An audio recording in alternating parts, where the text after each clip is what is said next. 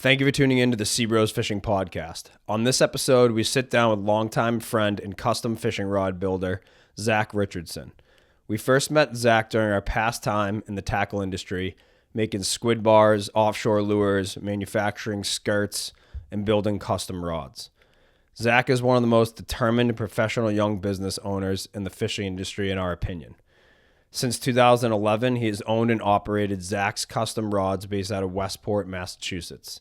He and his crew offer the full spectrum of offshore and inshore rods designed and specialized for anything from giant bluefin to striped bass.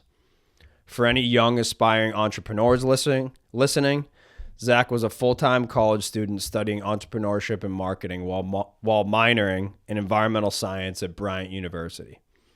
Throughout Zack's career at Bryant, he was awarded the GOSS Prize, received recognition from American and Rhode Island Innovation, and has been published as one of the most successful students at the university. In this conversation, we discuss building a business from scratch and juggling schoolwork while running a company. Zack takes us through his entire process of building a rod or set of rods from start to finish. He talks about the captains and anglers that he worked with throughout many seasons of testing specific blanks and setups before offering them to the public. Zack is an awesome person and is very passionate about what he does. We hope you enjoy this as much as we did. Without further ado, please welcome to the podcast, Zack Richardson. Welcome to the SeaBros Fishing Podcast, where we follow 3 words of wisdom. You can't catch them if you don't have a hook in the water. Always trust your instincts. And the last, you'll just have to keep listening. Stay tight. Yep, that's the one. That's the real one. Get up there, man. All right, back down. Where's that real one? We doubled up. We doubled up. All right. Am I coming off or what? Get that down. Don't get on that rock right here. So it's awesome to finally have you on this. Yeah. Hell yeah. I know we've been talking about it a while. Sick. We'll kind of bounce around topics and stories and all that sort of thing, but how do you want to kick it off? Just like talking about how we got into rod building or how we got into fishing? I can just say like how we met, I guess, to start. Yeah. Yeah. You know, we started that shop in Plymouth and had some bumps along the way, but you kind of... Yeah. You were already doing your rod business at the time, right? I was in high school. Yeah. And you went to Bryant? Bryant, yeah. For business, entrepreneurial business. Yep. And he built some rods for us. Mm-hmm. Yeah. And then those kind of some business changes and things happened, and you kind of just went off and started destroying. Before. Fucking just went at it, Yeah. you know? So what made you want to, I guess, start from the beginning as far as like business-wise? What made you want to start your own business, or, you know, did you always know you wanted to do your own business? Or business is. We don't have to talk about all of them. Yeah. I mean, you're young. Yeah. You know, how old are you? 26. 26, yeah. Yeah. I mean, that's crazy young for what you have going. Yeah. It definitely hasn't mounted at Has that had challenges? It's every day I face challenges. So the age, like my age in like a business scene, like it has its perks, but it has its drawbacks major. Like I'm the youngest guy in my shop. Right. So here I am telling a 55-year-old guy or a 60-year-old guy, like, hey, you got to do this. And it's just like, it's weird. You know what I mean? Like they almost like, obviously I get respect and my guys respect, but it's just kind of weird, like stuff like that. And then it's just going to meet these customers and they're like, oh, where's Zack? And I'm like, I am Zack.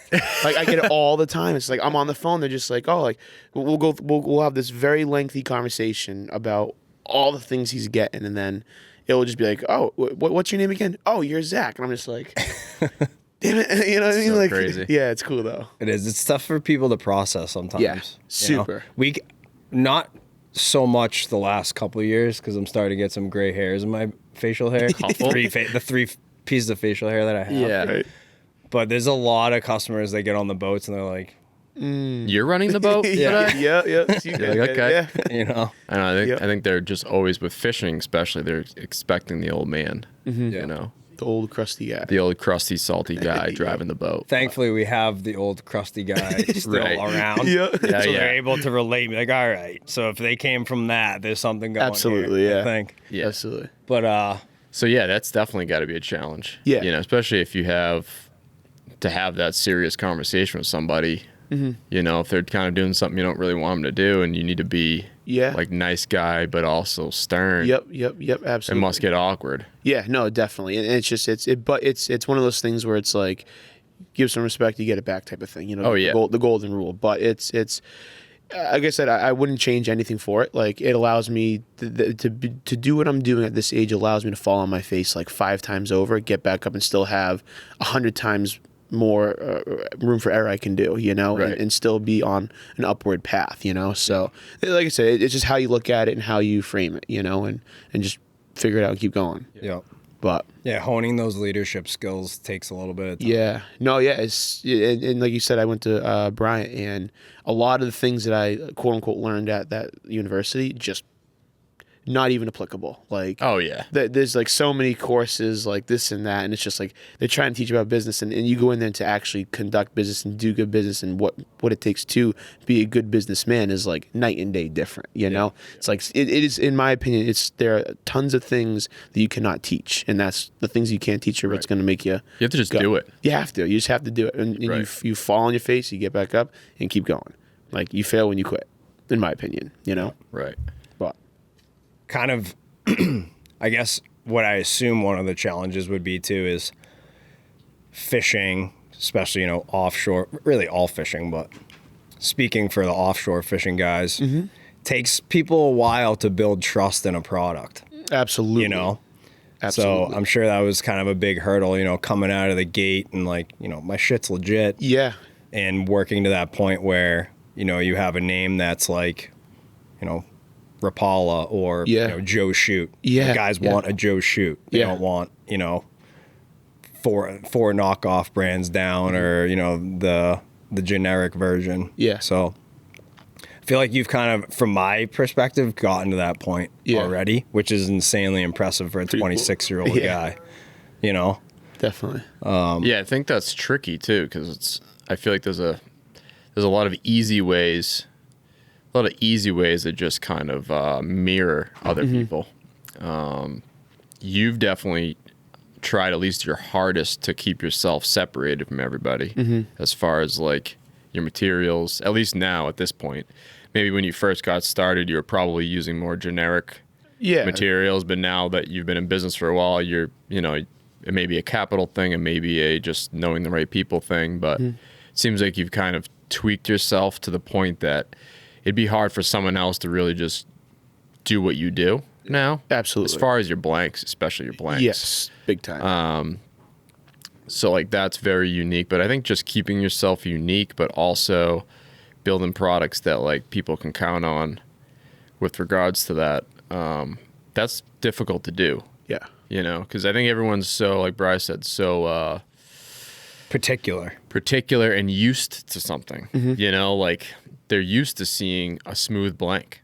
Absolutely. You know, and then you'd see these new blanks, and you're like, "This is weird." Yeah, exactly. You know, Yeah. It's kind of catching on a little bit, and it's different. But I kind of want to go back to the beginning. So when you first started, when did you first start building rods, and like what was it for? Yeah. Kind of like, we don't want to make this long, like 5 minutes, and just kind of just go through like how you got going and all that stuff. Absolutely, yeah. So I was 11, 12 years old, and would always go into like the tackle shops and be like, I want the gold reel and the cool rod to go with it. And my budget and my parents are like, absolutely not. I'm not spending $500 on a rod for you or a reel, you know? Yeah. So I was like, well, I got to figure something out, you know? So I actually started making fishing lures. I used to be like a big surf casting guy in the canal, and started making fishing lures to kind of feed the addiction, blah, blah. Didn't really pan out, and I was like, this is kind of terrible. I used to buy like the salty, you ever seen like the salty kits where it's like the pre-turned plug, and you could paint it yourself. Yeah, paint yourself. You put in the little like grommets and all that, you know, through wire. But so I started with that in the basement, and then I was like, this is not it, you know. I was like, this is kind of lame, you know. I want something bigger and better. Yeah. And then I was like, how do I build a fishing rod? So I went to YouTube University, you know, and just YouTubed how to make a fishing rod. And I was like, this is not that, it doesn't seem like pretty hard, you know? Instant, it was a Sunday morning, I'll never forget it. And I was like, Mom, like, we have to go to this place called CMS. Like CMS, Charlie, awesome guys, legends in my opinion, you know? Yeah. And they were closed. So I went down to Red Top and saw, I don't know if AJ had taken it over yet, but went down to Red Top, and they have like rod building, like, components, like they're going through the back, like here's like, I think it was like a crappy American tackle blank, like for surf fishing, just trying to piece something together so I can go home and do it, you know what I mean, just that right then and there, you know. But did that, that's how I kind of started. I still have that rod to this day. Actually, that's from my mom. Yeah, it's pretty cool. That's sick. Yep. So went to University and just kept progressing. And then my neighbor had like old rollerblade stands he had made for like turning the blanks with like your hands and like actually like putting thread on it. And that was tricky, you know, but figured it out, and then saved up all my money and got like a power wrapper. So I had a little foot pedal and motor. I thought I was like the shit. I was like, yeah, here we go. Like, we're making everything, you know? So went and just watched videos, and would always go into CMS and be like, how do I get that diamond pattern? Like, that's thread? Whoa, like what the heck, you know? Never thought I mind blown. Yeah, I was like mind blown how they did it, you know? Yeah. And just kept going in and kept going and kept asking questions and kept going home and just doing and doing and doing, and then started to be like, okay, let's make things look good now, you know? Let's just not put epoxy on, and if it's tacky or sticky, say screw it, you know? So started like measuring things out, trying to put like some serious effort into it, and then like everything else, like buddy wanted one. His buddy was like, oh, that was a good price, like I'll help this little kid out, you know, and then just turned into one after another, and I was like making like a couple $100. And I was like, this is actually pretty cool. Like, I don't like making more than like I was busting tables, you know what I mean? Right. And I was like, I'm making more than I am like actually at work now. I was like, okay. So I kept progressing, and I've always had just a firing like passion for business, like always wanted to make money, always wanted to like just kill it, you know. And I'm like, we're gonna do this, you know. And started to really like kind of push a little harder. I got made fun of for it like a lot in like middle school. Like if you were like at my school, like if you were fishing, you were kind of weird, you know. Yeah. And I was just like, okay, like call me fish boy, this and that, whatever, you know. And and then that's kind of how I progressed throughout like middle school and high school, just doing it in my basement. Would graduate up to my mom's office because the basement was too cold in the winter, so the epoxy wasn't setting up. Then come back down. My dad and I made a little like cool rod shop. You know, it's still up to this day in the basement. Yeah, but and then so in high school, like I had like I think that's when I met you guys. Yeah. And I was still pretty new to it, you know, like I think like some like the first like serious volume for offshore stuff was with you guys, you know, way back in the day, in Plymouth. And that's when I was like, okay, like I have like 4 rods at a time to build. This is awesome, you know. And then just I was like, if I can do 4, I can do 6, and then 10, and then just kept going and going and going. And I was like, okay, I'm progressed that way too, you know. But then once I got into college, there was this award called the GOSS Award, and it was for aspiring entrepreneurs. And if you won the award, it was a university-wide competition. They gave you $5,000 towards like your venture, you know. But they have to like give you like a gift card to go buy this or that. You know, they're just gonna give you $5,000 and say see you later. You know, Right.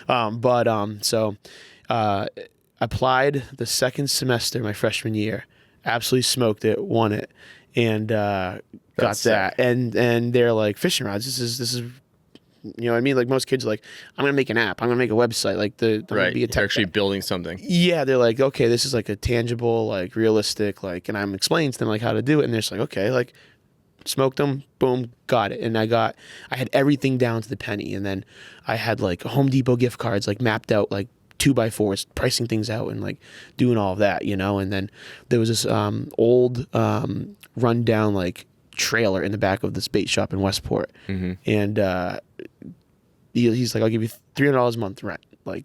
And I was like, oh, can we PayPal him rent for a year so I have a place to go outside of my house? And I was like, I am out of the house, baby, like here we go. A real shop, you know. And so that's how I progressed, like out of the house. And I used that money to kind of build my workbenches. And there was a rod company, I think it was Cousins, that went out of business on the West Coast. Yeah. And Randy Penny or Dennis or whatever his name is used to build rods over there. And he had listed some used like 4-rod mount like dryers. Right. And it was like a couple $100. And I was like, oh my God, like I can have like the fancy dryers. And they're all busted and beaten. I'm rewiring, trying to make them work, but like that's how I did it. Used all the money from there, from my from my award, and with $5,000 just made it happen, and just got out of the shop, got you guys, you started doing some volume there. Then some other people found out, and that's when I was like, okay, like this is I am in it. Sustainable. Like, oh, it's sustainable. Like there was one time I did like my first order of blanks, like from the West Coast. There was a brand new company that just kind of came up, and I remember sitting in my room, I was like, I'm gonna give this guy like $2,800 right now. I'm like, this is every penny I have. Like, I'm in it. Like, I have to make this work, and just did it, But like everything else kind of progressed and built, and I just pushed as hard as I could. Like, would structure as I progressed through college. Like, it was getting to the point where like I was going to drop out. Like, terrible thing to say, but like if COVID had not been a thing in remote learning, like I wouldn't have finished college. Like it was just getting too busy. It was getting way too busy. Like I was structuring all of my weekends. Like I had no weekends at college. Every Friday by either 10 or noon in the morning, I was already in my truck heading to my shop to work. Like that's what like it was every Friday. Never. I can literally say, I think I spent my first weekend at college, and then one other weekend out of my 4 years there. That was it. Just every weekend homework until midnight, 1 in the morning, 3 in the morning, like sleeping on the floor just because I didn't want to drive 45 minutes back home or this or that, or I was too tired. Like, and that's just how I did it. Like would skip some classes if I had like a big order, had to get some stuff done. Like, and I was like, okay, let's think about an employee where it's like he can come in like after he's done high school and I can be at college. Like, oh my God, this would be so cool. And then did that. Like I'm stepping out of my economics class to let my staff member in, like give him the punch code and this and that. Like he had questions. It was pretty cool how it was evolving, but towards the end it was just like, this is like getting insane, like it was getting insane. But that's wild. How are you balancing, like with all those orders and stuff, how are you balancing like testing your stuff? Like I'm sure you were coming up with new things along the way. Absolutely, like, how are you balancing testing everything, making sure your product was like good before you just like sold it? I feel like everybody that builds fishing products, not everybody, a lot of people that build fishing products, they just build it and ship. Claim it's the best. It's the best. Yeah. Here you go. Absolutely, yeah. How did you balance that? Yeah, so there's a few I look at testing from multiple points, right? So you have like what you can control, like from your suppliers, right? So it's just like testing the physical product. Like everybody can bend a rod with weights on it, like that's like the is this going to be like worth me putting my time into type of test, the intro test. So like I do all that stuff, like roll it, bend it, try to break it, this and that, and then I would find actually Matt Paracchio. He was the first one to really test the offshore stuff, the tuna popping rods, the tuna jigging rods, all of that stuff was like, he was the first one where like, I'm going to go catch like some fish on this, like, and I'm going to put some serious like heat on this. Like I'm going to try to fail this rod, right. And that relationship grew. And next thing you know, it turned into jigging rods. Then it was like some stand-up rods. Then it was this. And he'd be like, that is just absolute dog shit. Don't ever give this to me again. Yeah. And then he'd be like, you're onto something. But if we can do this, like, think about like this company does grips like that. Like, think about that, build it, shape it, do it, fish it, and just keep doing it over and over and over again, until something happens, like until it's like, we can all agree this is actually good. Right. It's, I want to put my name on this, or this is like, we still have to do something. Let's not rush it. Like, let's take our time and do it the right way, Yeah. But it also takes the stress off you being able to refine your line that way. And then you're not like reaching for like 10 more blanks or 10 more options. You just kind of refine it. That's it. Then you can really dial and then get the volume out too. Yeah, absolutely. Like quality volume. 110%, and the other thing too is just like on the testing front, like what everybody has a different style. Like everybody's fishing style is different, right? So it's like I want to hear like the true honest feedback from other people is like, I'm like, I don't care about what you like. I care about what you hate. Like, that's always my thing. Like, please try to break it. Please try to abuse it. Please tell me what you hate the most about it. Like, that is what I care about.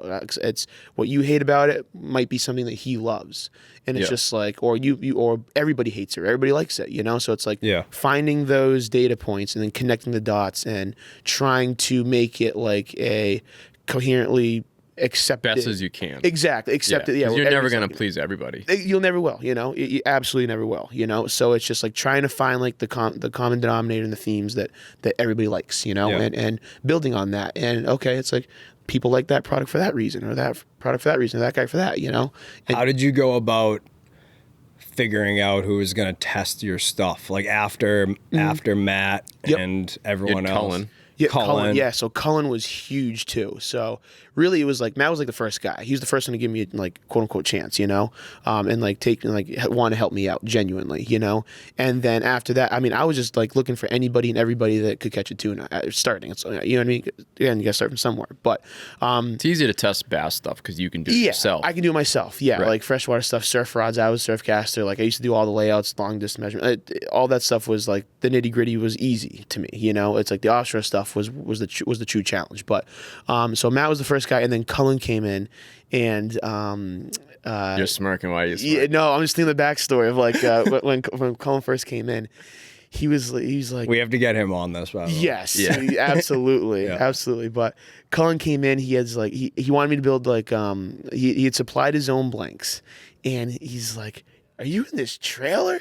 Like, what the hell are you doing back here? And I just remember, I'm just like, nice to meet you, man. You know, like, it's cool, but all right. But he's like stepping over like boxes of blanks and grips, and it was just I wish I had a picture to show you guys. It was so cool, but it was like bad, you know. But so Cullen came in. He's like, I was going to design my own giant rod. So I just gotten my sample probably like 3 or 4 months before I met Cullen. Of the blank, yep. Yeah. From the United Kingdom, right? So I'd gotten this very first sample, like just said, this is what I want, you know? And I'd put it up in the rafters, like out of sight, out of mind. I was like, yeah, like I'll get to it one day, you know? And he had come in with this other blank, and I was like, this is like very similar to what I just did. So I was like, hey, check this out. Like I pulled it down from the rafter, wiped the dust off. He's like, build this now. And I was like, what do you mean? He's like, build this now. I want this. And I was like, okay. And then built it, fished it. He's like, you are onto something. This is like my style. Like, that's a little too soft. Does this? And then we just kept progressing on that. And then we've developed one of the best relationships ever. You know. And then Cullen was a I would say almost single-handedly like my number one like guy and supporter for designing the giant rods, you know. Like he's a very talented fisherman, very connected fisherman, very honest guy, very like professional, extremely professional, top tier captain, you know. And to have someone like that, and I didn't know any of this about Cullen like when he just walked in the door, you know.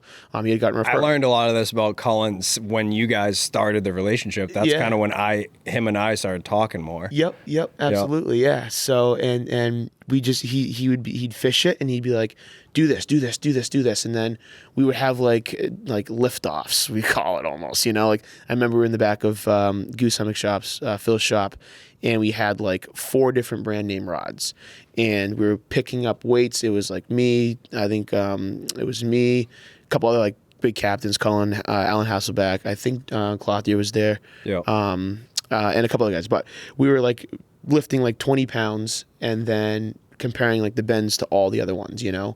And it was cool, and getting feedback from there. But we'd go to Cullen's dad's boat in the middle of winter and lift weights with it, you know what I mean? Like he was like, I remember meeting him, like, you know what I mean, outside in the freezing cold, like, and here we are on a lobster boat in the parking lot lifting weights. People driving by like, what are these guys doing, you know? Like, but like that's the stuff that he would do for me, you know. And we just built it and progressed it and just nailed it on the head. That is like the giant rods are, I can confidently say, my flagship product, one of the most products I'm proud of, and I will go toe to toe with any other rod out there and it will smoke it. Yeah. So that's like, I can confidently say that, you know. But back to the testing, it's like, it is like it was literally years until I was like, this is I could say what I just said, you know? Right. Yeah. So but it's just like fishing. Like, wait, there's so many numeric points you can test it, you know?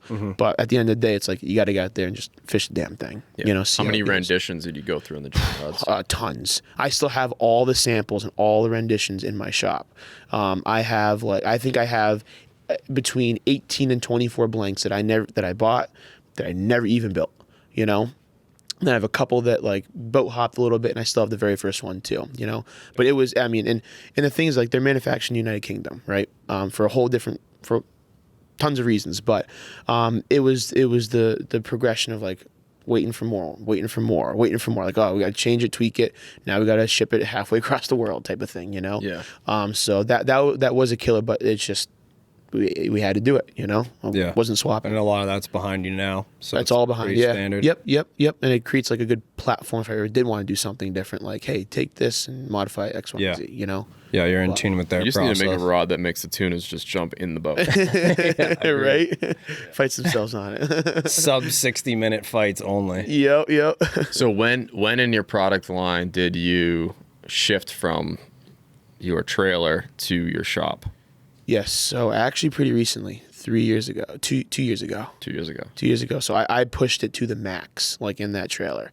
I literally had like, you guys know Bob Pronk, right? Yeah. It was me, Bob Pronk, my manager Nick right now, and then there's one other guy, and it is 4 guys in literally a back. I mean, imagine 4 guys in the back of an 18-wheeler, like like in the roofs like this. Like there's so many holes in the ceiling, you know. But it was 2 years ago.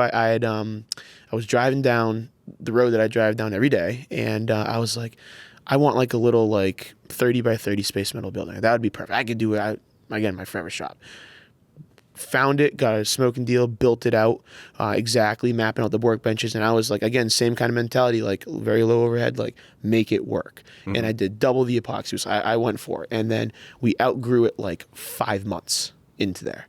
I was like, fuck, you know what I mean? I was like, here we go again, you know, not the trailer, but literally I was, the landlord yesterday was like, hey, if you ever want to move back here, let me. I was like, no, I'm not moving back here, you know, but so we instantly outgrew it, and I'm actively looking for like a 3,000 square foot shop.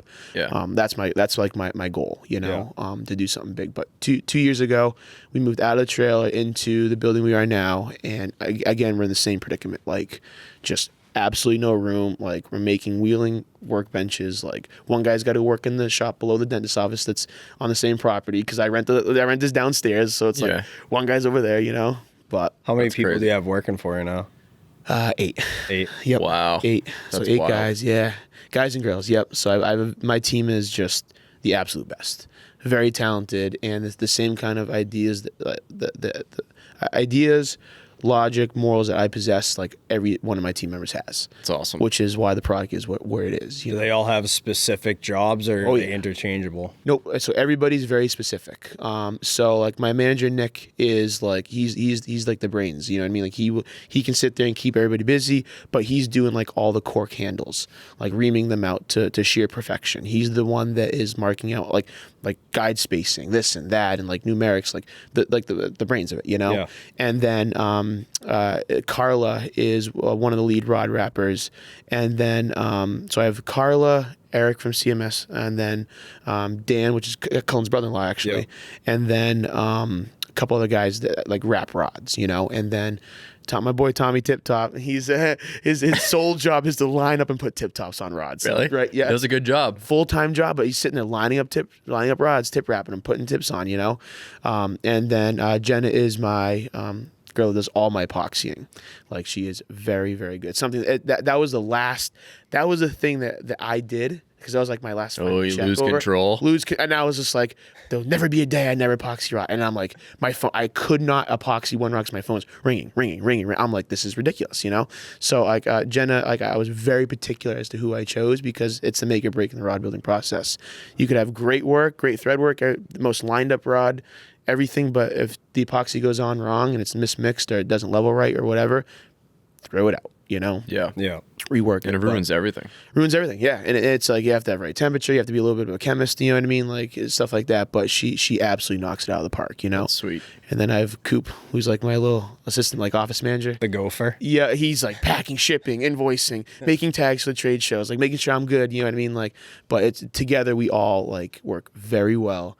And You're lucky. very lucky. Very, very, very lucky. It's noticeable, Yeah. for sure. I mean, thank you. we've dealt with a lot of great people, a lot of different, A lot of different companies. products, companies, this, that, and the other. And the bottom line is you need to be a good communicator and you need to be organized, 100%. you know? 110%. And if you're not, it shows immediately. Yep. No, absolutely. And the idea of quality. Like Totally. There are times even where I've caught myself, or my staff has caught myself, and they're like, Zach, we're not putting that out front. And I'm like, but we got, and like I'm in the heat of the moment. Like customers, like we're behind on time frame. It's like, oh, like, to me, it's still our worst work is most people's best work, you know. But even my staff is like, I'm not putting that out. Like they will physically go against my word and be like, we're not doing that.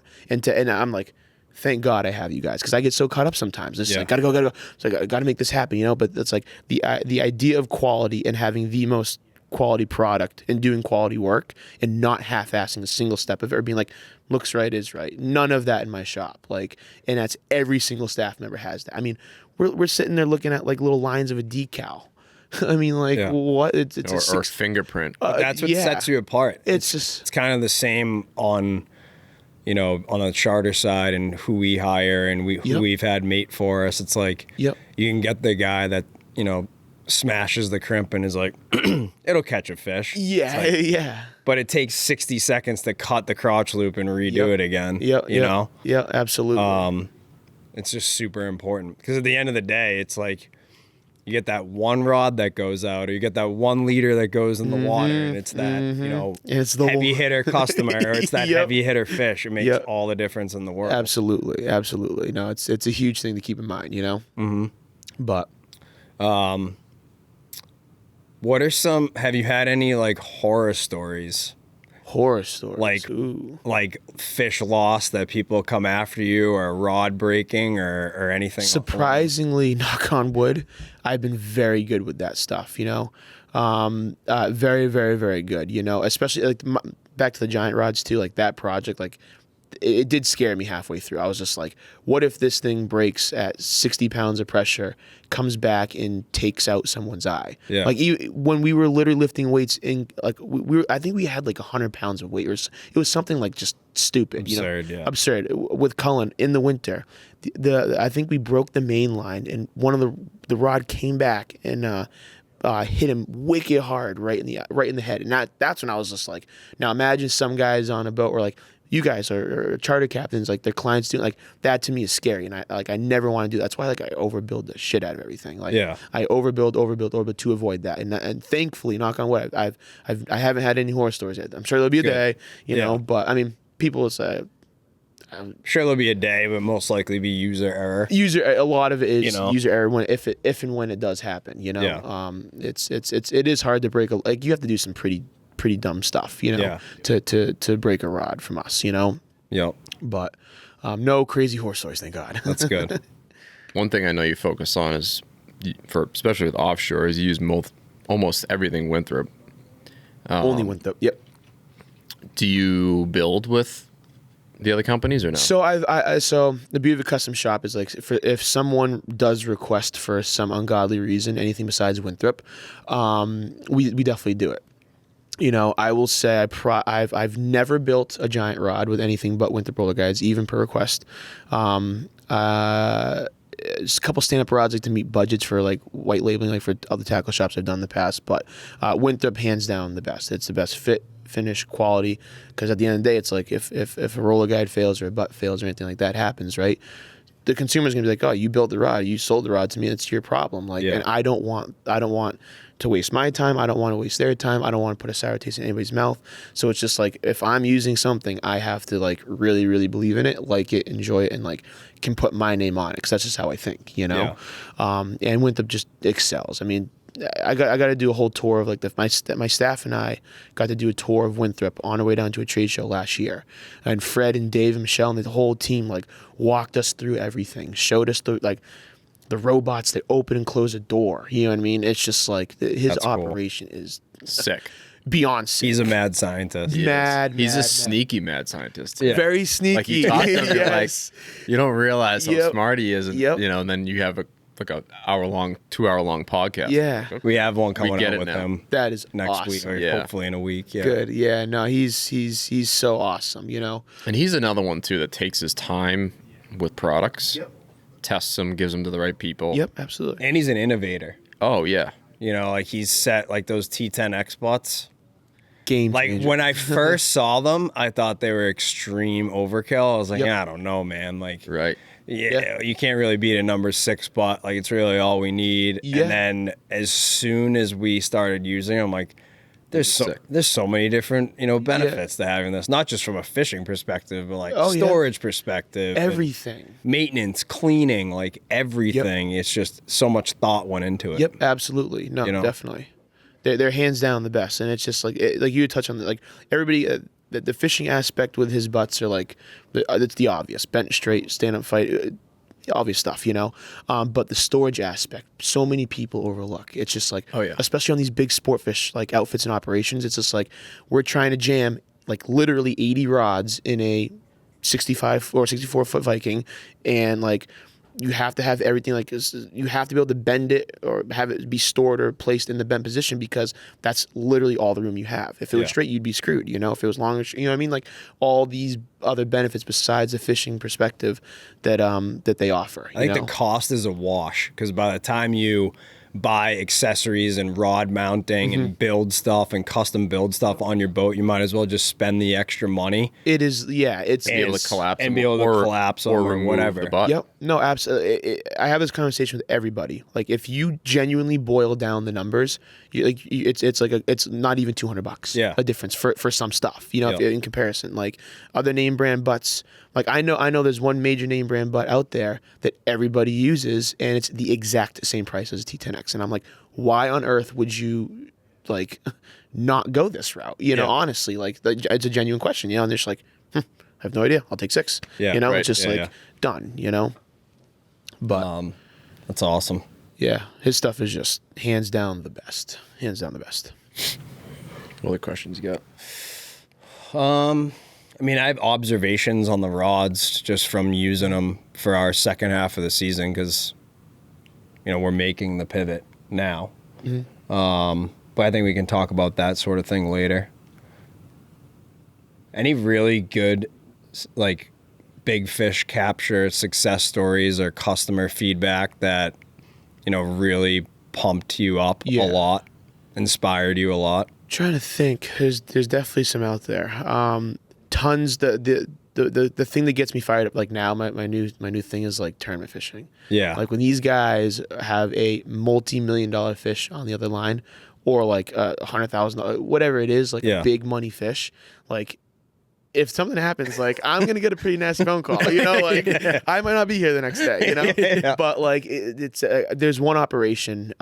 Shout out to my guys down Riptide down in Florida here on Nantucket. Like they are just tournament fishy, like one of the most operations where it's like everything has to be perfect. Like you have to get it like done you on. win. Oh, it's you have to get it done on time. It has to be this action. Like I've literally flown down to Florida to consult with a guy named Tiny Jason Wolcott about how to build the best like blue marlin chair rod. Like I've gone to Florida to just figure out how to do this, but like those success stories and hearing guys like get all amped and pumped and put, because there's so much into tournament fishing between the operation, the logistics, the people, the time, like everything, like, and to just have that become successful and be done on your rods is like huge. It gets me going, you know. Totally. I've had monster fish captured on like gear that was not even. I'm like, how did you do that? You know, like I'm sure some of your stand-up stuff. some of the stand-up stuff. I've had guys land tuna on my bass rods, and like they're like the rod is perfect, and the tip frame, the metal frame from the tip top is bent because there was so much pressure on it. Like no failures in the grips, reel seats, anything else like that. And I'm just like, what are you doing casting that? Like, dude, you're supposed to go get like a 20-pound fish with this thing, not a 120-pound tuna, you know? Yeah. But I get those stories all the time, like light jigging rods, like, because especially down like my guys in New Jersey, like right now they're getting a lot of big fish in close, and everybody and their brothers out there, you know? So it's just like, oh, I have like a 10K with your light popping rod. I'm going to catch a 100-inch fish. It's like, no, you're not. Don't do that. But go do it. You know, if they do it, you know, If it works, let me know. Yeah, exactly. And it's becoming more of like a thing where it's just like, even like when I'm chatting with people, it's just like, this rod is designed for like this class of fish. Like this is what it's for, but it can do so much more. Yeah, you know. And it's just like I'm hearing those stories too get me going. You know, working with fishermen like that too, and being a fisherman yourself, and speaking for myself, probably both of us, building tackle through the years and doing things, you get your fishing knowledge is exponentially grows. Like when you go talk to guys about building blue marlin chair rods, I'm sure you're like, holy shit, like I could apply that to X, Y, and Z things. Yeah. It's crazy. Just traveling. You have to get out there and learn what other people are doing. You just have to. Totally. It's the only way to get better. 110%. Like they're like, oh, we cal sheet our reels. I'm like, what the hell is cal sheet? And it's just like, oh, like we have our reels sent out, and we have like our 130s that can do 100 and some pounds of drag. I'm like, what? All like, the tolerances are They're the all same. the same. The And they're all- levers at every reel, the lever at that position is the same drag. absolutely. Yeah. You know, it's Blueprinted. Yep, exactly. Stuff like that, you know? But it's just like, and it's just like, oh, imagine like being able to take that and do that up here for giant bluefin. Like just get them to the boat quick, pull them out like on certain bites, like at certain times, like being able to produce like some serious like non-organic heat on the fish, you know, like instead of palm and spool, like I can just crank it up and I know I'm at like Eliminating all the unknowns. yeah, exactly, Or as many unknowns as you can. 110%, and then it's just like now we can make a rod that can be a little stiffer in the butt section to bring them in quicker. So from flying on Florida, talk about cal sheet and reels to like now we can mess around with some other ways, you know, up here, like for bluefin tuna fishing, or like his style or his preferences and all, like what we talked about earlier. It's just like learning that stuff and growing and honing on that and being like, what if we did that here? What if we did that here? What if we did that here? You know? Yeah. But it's just the only way to really keep yourself going, you know, growing. and relevant in my opinion, you know? Yeah, agreed. This episode of the SeaBros Fishing Podcast is brought to you by Satfish, your all-in-one map resource to help you find offshore game fish like tuna, mahi, and marlin. Satfish combines high-definition sea surface temperature and chlorophyll charts, currents, satellite altimetry, and bathymetry to give you a full picture of the fishing grounds and make it easy to find the best areas to fish. They have a daily cloud-free sea surface temperature map for full coverage, even when it's overcast. You know that one lucky captain who always seems to catch fish even on the toughest days? Odds are he's staying right on the productive temperature and color breaks with Satfish instead of wasting time and fuel searching through lifeless water. Best of all, they specifically built their mobile app to work offshore and offline when you're out in the grounds. Just load up the latest charts when you're at the dock, and they'll automatically get saved for offline use when you lose cell service. You can use Satfish your entire fishing trip to track your position and stay right in the bite zone. We've had a couple of seasons to play around with it now, and it's got excellent northeast coverage for you canyon fishermen out there. It's been a great tool for us finding bluefin on our own near-shore tuna grounds, and Satfish is an invaluable resource for anyone from weekend warriors, charter captains, to marlin tournament pros. For just $129, you get full access to all of Satfish's maps and resources for an entire year, and you can save $20 on your first year's subscription by using code SeaBros at checkout. Satfish even comes with a 30-day free trial, so you can try it out before you buy. Level up your offshore game, check out Satfish, and see for yourself why it's the science of being lucky. One thing I've noticed is some of your Instagram pictures of some of these packages you've done for people. Yep. You've changed a lot. Yes. Yes. It started from like, I did 4 tuna, 4 giant rods or whatever. And now it's, I mean, you're doing, how many rods have you done for like one customer? So I've one customer. I literally we have this crazy in-depth Excel spreadsheet. I kid you not. He's got 16 more on order right now. We are at the last time I looked at the spreadsheet, it was 148 rods in under a year and a half. How many boats does he have? A lot, but he's got a lot of boats. He's the tournament fisherman, you know. But we're definitely in the 160s, 170s probably right now, no doubt in my mind, you know. Yeah. But he's rods for New England, rods down south, and everything in between. You know, you're doing landing equipment and stuff too, nets and all. Landing nets. I got a set coming out that has a couple landing nets for like striped bass fishing, all that. But it's just like landing nets, hand gas, brain spikes, bait nets, like the tools that are often overlooked that we can like. Sabiki rods, like a huge thing. It's just like everybody just chalks up like, oh, I'm going to go and get a $40 sabiki rod. And then when the reel seat spins after 4 times, throw it in the trash and go do it again. It's just like, no, like we have a well thought out sabiki rod, like with premium components, like that complements your set for like the tournament fishing settings, you know, like when you sit there and have a spinning reel seat when you're trying to get mackerel for like the bluefin classic or something like that. It's like, no, you know, it's just that mentality, you know? Yeah, but I have an idea that I'm not going to say on the podcast because I don't want anyone else to grab it. But we'll talk about it later. I love it. How do you? So when you're building like all these sets, and say people want a matching rod. Yep. How are you like keeping control? How are you keeping record of these things so that you can be like are you having guys ship rods back to you? I know some companies do that. They probably shouldn't be doing that. No. How are you like keeping track of that stuff? Yeah, so every customer has a file for me, right? So I and then once you hit a certain point, like you actually have a physical file in my desk, and like say we're building like this blank, and we take off 1.25 inches. Right, like my manager will write down we took off 1.25 inches of this model number, this and that. And I will take that scratch and put it on his account. So I know that it's like if I need to make that rod again in the next 4 years, like we took this blank, took this much off the butt section, and we have everything mapped out, the model numbers, the spacing. I take pictures of rulers next to rods before I even package it up, like, and it just goes right in the file. Like I am like my phone literally has over 30,000 pictures of just fishing rods, you know, because it's just like I need to have all that data so that everything's matching and symmetrical and absolutely like we can replicate it like in 30 seconds with no like, oh, hey, what kind of foregrip did we put on it?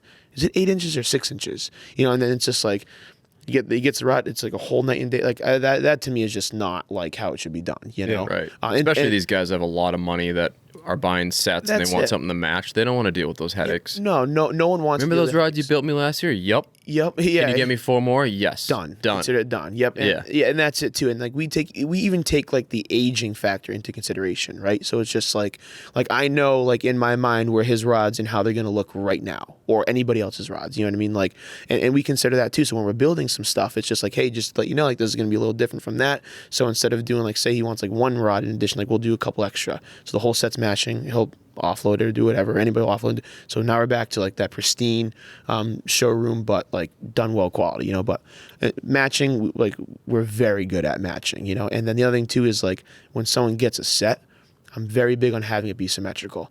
Like we are literally using calipers to make sure the thread patterns are identical. Like you can sit down and you can say you get 10 stand-up rods.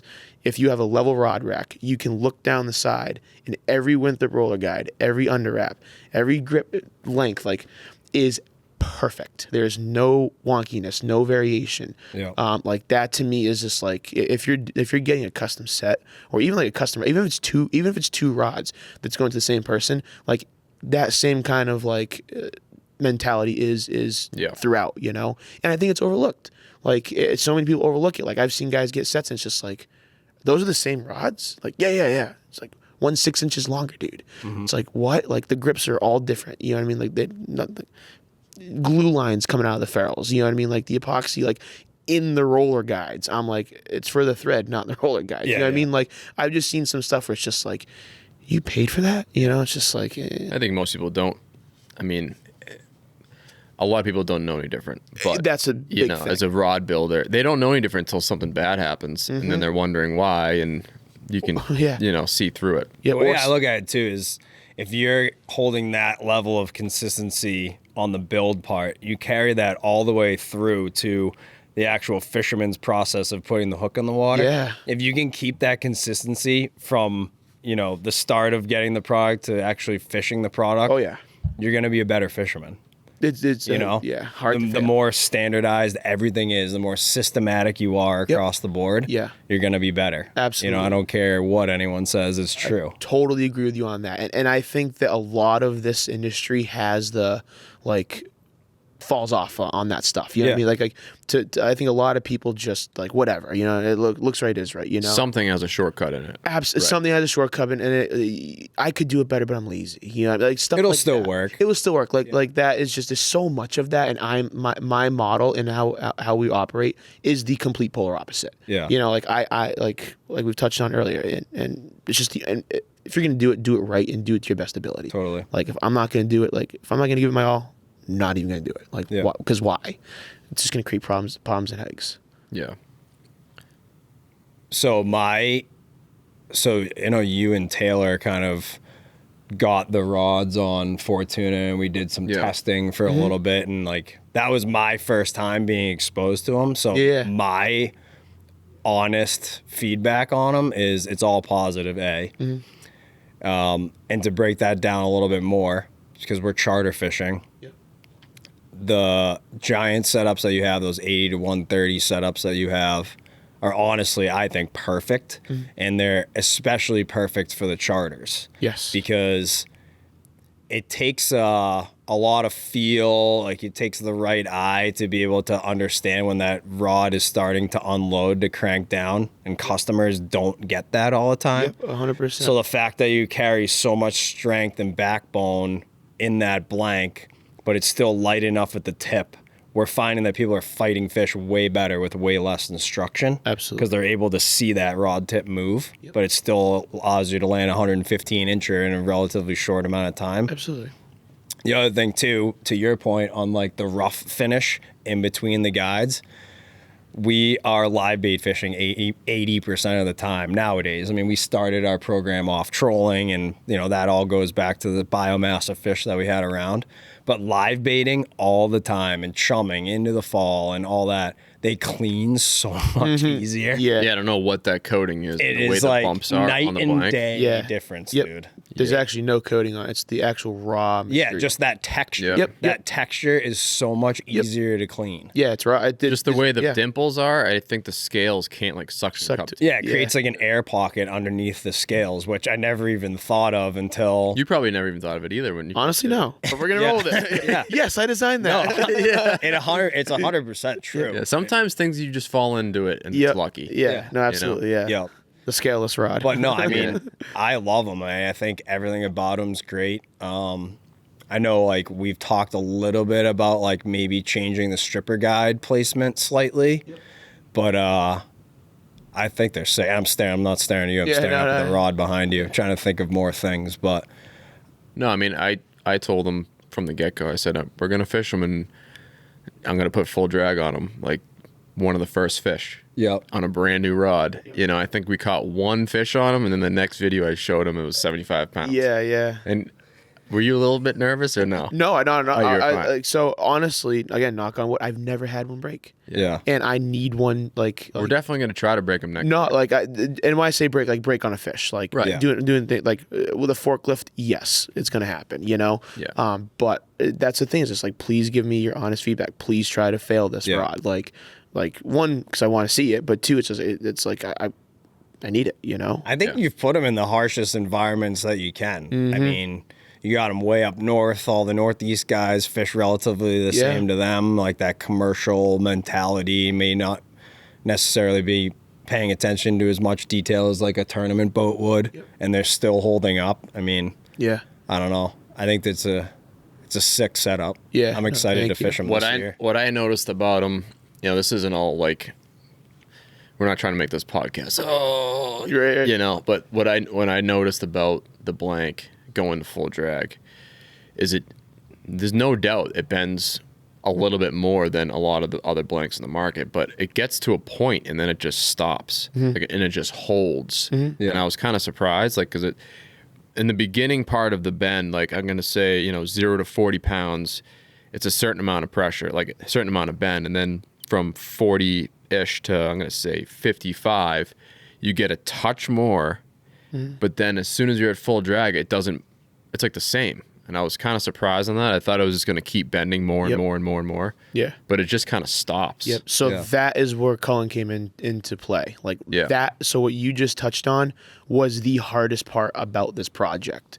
And that's like lifting the fish, like having, like, you need to stop it, you know? Yeah. And incrementally, like, making it stop, or I'm trying to figure out how you describe it. It's just like incrementally adjusting the stiffness in the bottom third to where you have enough bend, but like if you wanted it and you wanted to stop and pull the fish up, like dialing that in was the hardest thing about the project. And the only way to test it is on fish. Yeah. Like every fish is different too, you know? So you have some mean small ones and some lazy big ones, you know? But like just over and over and over again, dialing that point in was the hardest part, you know? Yeah.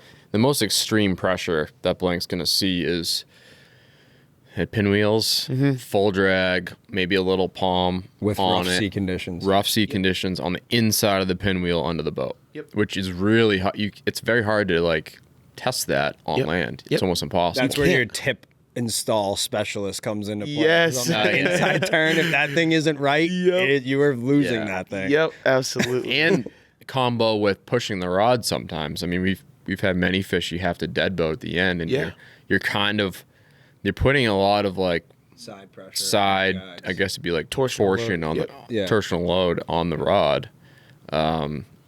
Which, you know, some of the other manufacturers, you start running into issues with that. Didn't really seem like, granted, we probably caught like 15, 20 giants on them this year. I didn't see any kind of weird twisting on any of the fish. Yeah. There's anti-torsional properties actually embedded in the blank to prevent that. Yeah. So yeah, it's pretty good. Like for instance, the tech stream finish, like the people think that like the carbon fiber look to it. Yeah. So to say, it's actually tech stream coated finish helix woven carbon. It's not for looks. It just happens to look cool. You know, like everything is structurally done with intent and purpose. You know, that X pattern you can see. Yep. Yeah, just like that's allow not. It not yeah, to roll. that is not for glitz and glam. That is to help one of the couple aids that we have in the blanks to help prevent rod roll. Like it's an advertising point of ours, you know, like if your rods are rolling, like your line can become dismounted from the center of the roller guide, create issues, but also it's just like your roller guides are enduring pressure that they are not designed and intended for. Again, shout out to Fred. It's just like, because a lot of other manufacturers do have rods that roll, and it's just an unhealthy way. Like it's like, what? You know, it's gonna something bad's going to happen. And some of the pictures I see of random rod manufacturers, you know, the fishes, they're putting a lot of drag on it, clearly. Or even videos of it, and the last 4 guides are like sideways. Literally, and they're sideways. like, check this blanket, and I'm like, that looks horrible. That looks absolutely horrible. Any of my guides are turning sideways at all, even at full drag, I'm out. I'm out. If it's happening, if anyone's listening to this, and even if at 40 pounds of drag, if any of your guides are twisting, throw the rod in the trash. Yeah, I think even at any dang point, to be honest with you, it's just like, I mean, it's just going to be worse the more it bends. Yeah. Oh yeah, and if you try to push them around on any of the pinwheels, they'll like hold pressure on them. Yeah, those guides are gonna eventually break right off. Yeah, they'll fall right off the rod. I mean, even if you, I bet you, for anybody that has rods that roll or has observed this on their own personal stuff, like I bet you if you look down the rod, all your guides are out of line. Oh yeah, because the blank will hold a bend. You know what I mean? Like certain materials will hold a bend. You know, and then it's just like you're just going further and further. You get a complimentary acid wrap rod, though. You know. So, but what's some of the? You may not even want to say them or say what you want to say, but what are some of like the tricks that you have learned with building some of these rods, or maybe even walk through like the basic. Of how you're, like, anybody can go on YouTube and look up how to build a rod. Yeah, of course. And at this point, how do we make let them try to get ahead of you in whatever scenario. But like, how are you building a rod? Walk us through. I mean, maybe there's a massive difference between some of the inshore stuff versus the offshore, but like maybe walk us through building a rod for people that have never I mean, everyone just takes it for granted. They walk into a shop and they buy one. They don't understand the They have steps no and the idea. time. No, yeah, there's a lot to it. So every rod is built from the butt section up. So the very first thing is going to be your ferrule or your rear grip on like a spinning rod, right? And then you just build and stack on top of that component, we'll call To it. the tip. Yep, to the tip. Yep. So it's just like first you do your ferrule, then you do your foregrip, then you do like all your thread work, and then you put the guides on, do more thread work, line the rod up, put a tip on, and then coat it. You know what I mean? And there's so many things that can happen in between. You know, same thing with like even like a spinning rod or an inshore rod. It's like the rear grip, the reel seat, the foregrip. Then all the guides marked out, thread work, line up, tip top it in the epoxy booth, you know? Yep. I'm not going to say it's for me, it's easy, you know what I mean? But it's just like, conceptually building a fishing rod, you don't have to be a rocket scientist to do it, you know? To do it well and have like your ferrules not spin, or your grips not fall off the rod, or your guides be dead accurate, because every blank has maybe a little bend in it that you have to, that only a natural eye can compensate for. You can't just shoot a laser down it. You know what I mean? Like how all that stuff is where I think a good rod builder like thrives, you know? Like I've seen some work from other people out there, and I've seen ferrules that someone put the ferrule down, filled it with glue, and then balance. I don't know how, I'm still shocked at how they did it. Balanced the rod in the glue in the ferrule and got it to be somewhat in line. But the thing just totally disintegrated. And it was a relatively newish rod, you know.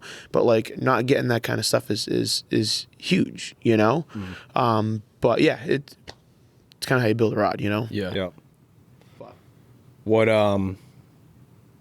I have a couple of random questions that aren't necessarily like business and rod building specific, but if you have anything I else. think we need to start a new website called Only Rods. I can fill that with content. Yeah, you said you have 30,000 pictures. Yep, You're going to get tons. a lot of guys on Only Rods. Rod building ASMR. Dude, Yep. Only Rods could go a couple different ways. Yeah, it could. Yep. Yeah. I don't know if I want to visit that. Might be the website. bad way. Could be the bad way. Could be a good way. What I mean, going back to traveling and learning from other fishermen and like learning tactics and like species specific customization. Are there any places in the world that are like on your bucket list that you want to see your rods or want to go fish with your equipment? Yes. So I'm doing a trip probably this winter down to the Keys to do like a whole. I want to like be on a tournament boat. Like that's like one of my bucket list things. Like be on a tournament boat, be part of it, like be in it with the guys and feel the same things that they feel. You know. Yeah. So I can learn again from that. You know. Canada. Definitely want to go to Canada. Yeah. I want to go to PEI. I want to see just like the silly fishing up there. Yeah. Experience it. Just again, polar opposites, literally, but different styles, different themes, different like things to learn. You know. In terms of like, I mean, it's pretty cool. Like I've shipped rods to Spain, Gibraltar, Mexico, Canada, obviously, and then a couple of like foreign places out there, and that was pretty cool. You know, like I know like in over in Europe they're getting into some fishing too, which is pretty cool. Not really a carp guy myself, but for But even British guys, even out there, tunas, like Ireland and you know a lot of places where they were and then weren't and then are again. Yep, absolutely. Is it Denmark that has that crazy bite? Yep. So I sold Trolling it. bite, right? Even up into like Newfoundland. Yeah. All the PEI guys are envious of them now because they have a lot of the big herring and a lot of the big fish going even further north. Absolutely. Which is pretty crazy to think about. Things are changing. Yeah, Crazy. They are. Can't wait till we can catch marlin on the bank. No, Right? It's gonna be sick. I know. Maybe when I'm like 92 years old. What is your favorite type of rod to build? I wouldn't say it's necessarily a favorite type, but I love doing the sets. Yeah. Like the sets, because it requires your operation to be dialed. Like there's nothing more satisfying than being like, here are 50 rods laid out on my floor. Like that to me is just a sick picture and sick like a moment of appreciation for my own craft. Totally. You know. But in terms of like a singular rod, the giant rod project was probably hands down my most enjoyed and fun one, you know? Yeah. Because I when I started, I knew nothing. Now it's just like I know so much, you know? Yeah. And then the jig and pop stuff's pretty cool too. Yeah, But that shit's taken off big time. big time. We get yeah. so many. I mean, we had Matt on the podcast right before the season started, and we just posted that. The feedback we've got from that Is especially huge. after seeing like what they've been doing in New York and New Jersey, and like kind of Yep. how that biomass has just been insane the last few years. It's ridiculous. So much feedback from guys that have, you know, learned from that, or like, you know, learned their limits from that on what they can do with that tackle. Yep. And like, It's a humbling Really good. experience to Yeah. get to catch bluefin tuna on spinning gear. or you on know? stand-up gear. On stand-up gear, yeah. We had Right? I'm good. Our last day in Canada this year, we had 2 tags. Mm-hmm. He had more tags, but we decided the bite was good enough and the fish quality was good enough that we decided we were going to kill 2 in one day. And we fought one for 2 hours and 45 minutes on stand-up gear. We went through 3 anglers. And I told them, the guys, like, they were fired up at the house. Like, Yep. we've caught a few in the chair, the holder. Like, we're ready for sale. I'm like, Yep. You ain't you're ready. never ready. You're not ready. I'm telling you right now, you're not ready for that. And we had it on 300-pound leader, full drag, Yep. like ate the kite. So, like, he ain't coming off unless he's not hooked right. Absolutely, yeah. And it still took that long. The guys were... I ended up having to get in the harness at the end. I can't remember the last time I fought a tuna, honestly. Crazy. And it's humbling. It's very- definitely humbling. I can't even imagine trying to do one of that size class on a spin setup. Even with like a harness and all that. No, thank you. Yeah, no. I'm all set. It's what I get a kick out of the most is like the guys that like go to the gym religiously and they're just like all juiced up, like, yeah, this is no problem, and they crumble the quickest. Absolutely. It is the funniest thing ever. And then you have this like little like someone's like 100. Like I've seen some of these Japanese guys come over here with some crazy gear, and it's just like he's 110 pounds soaking wet, and the fish is to Yep. the boat in 15 minutes. Oh, yeah. Yep. Like- All technique. All technique. You know what I mean? So it's just like it's funny to me. We tell But- customers And knowing your gear, too. Yeah. Your gear can handle. pretty much most trips where we are, fortunate enough to catch a tuna, hook a tuna, fight a tuna. Yep. The guys are rotating every 5 minutes, and Yeah. then about halfway into the fight, I start showing them pictures of my wife, fighting 900-pounders by Yes, herself. And they're yes. like, guys like 220, 6'2". He's like, how is that possible? Yeah. Dude, your adrenaline screws you. Yes, it big does. time. Yes, it You does. know, you Yep. dump all that energy, you have a blast of it, and then you're screwed. It's all technique. It's crazy. You know? Especially with stand-up fishing, I haven't done it enough to really be like a pro as far as catching giant stand-up. But the biggest thing, spinning rods, whatever, that if you know you're in for a battle, you have to just be crazy patient. You have to. Yeah. Like the whole 2/3 of the fight, you have to basically just maintain line. Yeah. That's all you're doing. If you're trying, you're screwed. yeah. Like if you're trying in the whole beginning, you just waste all your energy. Yeah. It's the last 10% of the fight that you're like really putting all your energy into. Yeah. Yeah. Being a good angler in the harness is understanding water pressure on the line, like to a T. Yeah. Like understanding how much line's off the reel and how much energy I need to exert at this Oh, point yeah. in the fight. Yeah. It's a And when to marathon. take breaks, but also be working. It takes a long time to develop those skills. The chair is kind of a good. Personally, I think the chair is the best way to fight anything, especially giants, because you're able to understand like where your line is on the fish because you're actually having the feel, through the harness and through the rod. So if he's hooked on one side and the line's coming over his body, and you feel him unwrap, you know when to basically alleviate pressure with the chair or put pressure on the fish. I feel like anyone that's really going to get into hardcore stand-up fishing for big fish, like the chair is kind of like you need that experience. Yeah. Yeah. 100%. When you go up to Canada, you'll get to see that. Yes. I Speaking can't of wait. that, I know we've already talked about this a little bit on the phone, but Yeah. if you may already be working on it or thinking about it, but I think your rod, but the XXL, and if you make it a touch stiffer, Would thrive up there. would thrive up there. Thrive. Yeah. And not so much just because of the action on the fish. It's just their boats are so big. You gotta get around the corner. need that clearance in the corner. That's why I started the project. You know what I mean? Is for like, I mean, it's literally almost a 10. Even blue marlin share rods. Yep. No, tons. You know. Yeah. To that point, it's just like that's why I did that project first before the XL, like the double XL, because no one had a rod like that. Yeah. There's nothing even close to it. You know. Yeah. And up there, definitely. I mean, we do sell a lot of them up there. You know. Yeah. A lot of it there. We just got into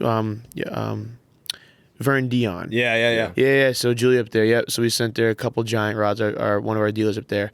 They lasted 3 hours on the shelf. Yeah. I kid you not, 3 hours. I saw some of your rods in the cockpits of a few of those boats up there. Yeah, it's pretty cool. You know, it's definitely pretty cool. It is cool to be spread around the world that far, coming from working out of a trailer in high school, and it's crazy to think about. It is. It really is. Fast. That's the thing too. Is like the rate of which it's grown is like I even catch myself. I'm like, dude, 2 years ago you were happy, or 3 years ago you were happy if you got someone that would order more than 4 rods. Yeah. Now it's just like, oh damn, he only wanted 12. You know, it's just like you know what I mean? But it's super cool, and it's like I don't do it enough, but like to look back as to how quickly it's come, how well it's gone, and like it's hard to reflect when you're hungry. Yes, and this is just the damn start too. Yeah. Like I'm going for I got some crazy stuff up my sleeve and some crazy ideas. Like even the 3D modeling platform. That was my next question. Yeah. So you were stoked on that. How's the insane? It's insane. Awesome. So explain what that is. Yeah. So the 3D modeling. There's one here at Monahan's over by the Zack's rack. Yep. So what we've done is we've designed literally the world's first platform. So it's on our website. You can do it on your phone, tablet, anywhere. Anyone that has Wi-Fi, you can get it on my website, you know, or our website, and you can click some of the models that we offer and physically see the thread change, physically see what cork grips look like on the rod, and swap it out with EVA or X-Flock, and then change your roller guide colors. Like we have Winthrop roller guides. You can build the rod with T10X butts or the traditional butts. Cork. Long story short, you can physically build and see what you're gonna get before you even click the order button. You know. Mm-hmm. Yeah. My inspiration was Nike ID, right? I remember being in elementary school, designing I want the Nike swoosh to be purple or blue or red, you know, and that's super cool. Look what I designed, you know, and then order, you know. And I was like, if you could do that with a fishing rod, that would not only alleviate so many questions or confusing points, because I'm like, oh yeah, what color you want your overwrap? What is an overwrap? Right. The thread that and then I would always find myself I'm gonna send you a picture. Wherever you see black, that's an overwrap. What color do you want to see that? I still don't get it. Does that?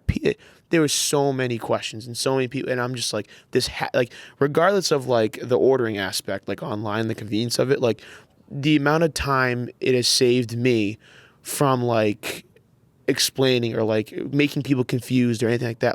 It has been insanely awesome. Yeah. I have people that are taking screenshots of their design. I want this rod, but can I do this a little different? And it's it's 99.9% done. All my work is done, you know, and they know what they're going to get, and I know what they're going to get. The order's right there. Order's right there. To speak from my own experience, so we haven't really had the need for it because we've been fishing since we were very little. Yeah. But just getting into bow hunting in the last few years, you know, trying to learn, you know, different parts of the bow, the riser, the limbs, the cables, the string. Matthews, a few other bow builders have similar technology. So as in not even to order what I wanted to hunt with, but just to gain knowledge of what each component was huge. Even if you don't place the order right away, just being able to go through and be all right, that's an under wrap, that's an over wrap, or that's the cable, that's the string, that's the D-loop, that's the limb. Exactly. You know, and then you're able to talk the shop. Absolutely, you know? I mean, there's a lot of guys that don't know the difference between a adjustable butt and a regular butt. So many guys. To get started. Nope. Why do I need that? But when they see it, they're like, okay. Yeah. I get it now. There's a lot of people out there, you know, not rod related, reel related. There's a lot of people out there that don't know how the preset works on setting their drag. Yes. I don't know. I can't tell you how many people we've had come up to us asking us how to set drags or watching them increase their drags. Yeah. And they're not doing anything to their reel. It's you know, there's it's definitely a steep learning curve, but being able to put that in their hands and they can, not learn through touching, but essentially do that through the program that you have is huge. Yeah, huge. It's just it's so lovely to have. It really is. There's so many benefits to it. When you first said it to me, I was like, that seems a little overkill. And then it took me about 10 minutes. I was like, Zach must just get this perfect order report on his end. Oh, yeah. And it's just so easy. It streamlines the process 110%. It's been huge for the number one state that holds still to this day the most orders is California. Wow. For you? Yeah. No way. For the modding platform. For the modding platform. Yeah, like California was the first adopter to it. And my first order on it came from California. I was like, what the hell? You know what I mean? And it was super cool. And then I've gotten orders from California. Tons of people. I can see where everybody's playing on it. So it's Australia's through the roof, Yeah. But then Mexico, someone stand-up rods down in Mexico. They just went on, built it. Never even got a phone call from the guy. I had to call him. I was like, "Hey, are you real?" You know what I mean? He's like, "Yes, give me my rods." It's okay, cool, bye. Enjoy. But it's just so cool like that. Yeah. And again, it's just that is something that no other rod builder has. Totally. It's a we're great the first. feeling. Yeah, it's the best feeling. But we're definitely gonna keep growing that and got some cool features we're gonna be doing. Cool. Surf rod stuff. You can plus or minus the reel seat placements and you know what I mean, move stuff around. That's around. It's very hard because you don't want to give everybody a million options because they'll never get anything done or you know what I mean. It's just you need to have some limitations. Well, you could also do you can have a basic rod and then change your colors. 100%. And then you can have, you want to build fully custom part of it. Yep. Click on that, then you can move shit around. Yep, exactly. Yeah. So there's so many features and then what we're going to do is allow all of our retailers to be able to offer the same service on their websites and in-house. So whether you own, I know Monahan's is getting this, so Monahan's now can sit with someone or one of their staff members, in this industry we have lots of seasonal help, right? So it's say someone comes in and wants to spend money on a couple stand-up rods or giant rods or whatever it is, but they want it custom tied or you can do custom rods. That's sick, Now you have someone that some seasonal help. They can go capture a sale, a high dollar sale, and there's going to be no confusion on anybody's front. There's going to be no hey, what is that? Let me call it that. It's just the training's minimal. You can see it all. You see it all. It's a progressive process, know, and it now allows very smart. Yeah, now it allows everybody to have a quote unquote rod builder, and then they can order right then and there. Mm-hmm. So they can come into my hands, boom, order it, done. Yep. And that's just I know Connor did last week, it's so easy, but that's going to be huge. So branching and spider webbing that out to a lot of our retailers and other tackle shops all over the place is going to be huge for us. And then we are going to be the fulfillment / supply house. And we're just going to, my printer, I'll just walk in, stack of papers, give it to my manager, on the floor it goes to build. So sweet. Yeah, adopting that whole kind of full circle is. I think you should be looking for a 10,000 square foot shop, not a 3,000 square. I gotta get to work. No, I was kidding. You're gonna cut this short, guys. Right? No. It's definitely pretty cool, And I have I'm working on one vendor right now that will remain nameless. That if they adopt it, it's gonna be game over. Cool. So. That's sweet. Yes, it's gonna be game over. So. Well, you've earned it. That's for sure. Trying. It's all I do. Eat, breathe, and sleep. The passion is definitely is there and noticeable. What's up, Jake? Sorry. No worries. He's bought rods 2 days ago. That's awesome. That's cool. That's awesome. But super cool though. Yeah. So. Anything else you want to chat about? We got an hour 20 going right now. No, I mean I think it's perfect. I do too. We can do this again. We'll talk about 2 ideas that I have offline. Sick. And thank you so much. Thank you guys. Yeah. This is an honor. It's just my first awesome podcast. Good. We appreciate the excellent communications for allowing us to test a few rods ahead of this season coming up. 100%. Super impressed. Appreciate everything that you do. No, it's. This was great. This was awesome. Sick. If do you want to just quickly go through your social website, all that sort of thing for people? Absolutely. So we're very active on Facebook and Instagram primarily. Just all you gotta do is go to the search bar, just search Zack's Custom Rods, will pop up. Logo ZCR, pretty identifiable, but then website, just you can Google Zack Rods, ZCR Rods, anything fishing rods, and we will pop up. Cool. So yeah, pretty straightforward. Awesome. Located in Westport, Mass. So Cool. Thank you so much, sweet. buddy. Thank you guys. Thank you. Yeah, thank you. We'll end this on OG's 3 words of fishing wisdom. Remember, you can't catch them if you don't have a hook in the water. Always trust your instincts. And the last one, you'll have to keep listening. Stay tight, everybody. Thank you very much for tuning in to the SeaBros Fishing Podcast.